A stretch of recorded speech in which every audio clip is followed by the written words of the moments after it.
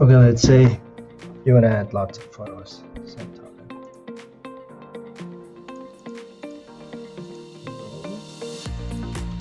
Highlight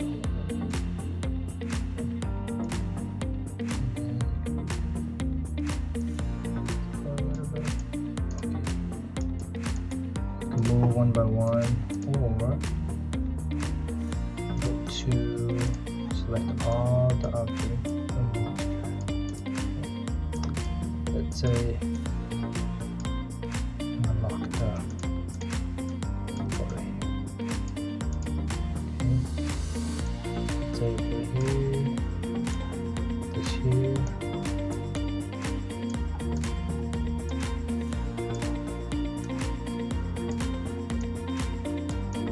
Okay, now, so when you move this,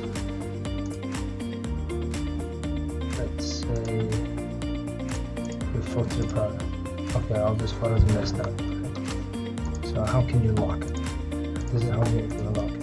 You can do one by one, or you can just highlight all of them at once, like this. And then format, you can size the properties or object and properties, and choose move in size with cells. Okay, that's it. And then now if you change it, the photo will follow. See?